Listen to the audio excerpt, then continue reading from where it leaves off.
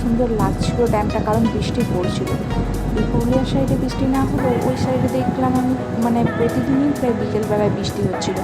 তো এত ভালো লাগছিলো, যেহেতু গরমে বৃষ্টি পড়লে একটু ওয়েদারটা ঠান্ডা ঠান্ডা হয়েছে, তো ঘুরতেও বেশ ভালো লাগছিলো। আর ড্যামটাও যেহেতু খুব ভালো বৃষ্টি পড়ার জন্য, তারপরে আমরা মাইথন ড্যাম তো বিখ্যাত বোটিং করার জন্য, তো আমরাও চলে গেছিলাম ওখানে বোটিং করতে। পার হেড 100 টাকা করে নিয়েছিল বোটে।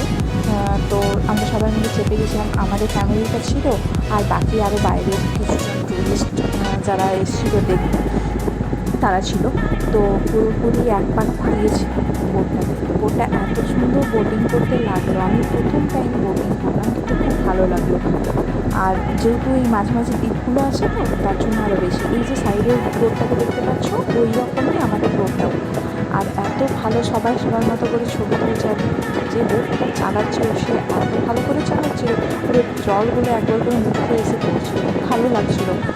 আর এক পাক পুরোটা ঘুরিয়ে এই মাঝের দিকগুলো দুটো দিকটি ঘুরিয়ে তারপরে এসে আবার যেখানে আমি যেখানে চেপেছিলাম ওখানে নামিয়ে দিয়েছি। আর এখানে ছবি তুলে নিয়েছি আমি, মা, বাবা সবাই মিলে। চলো দেখা হচ্ছে পরের ভিডিওতে, বাই বাই।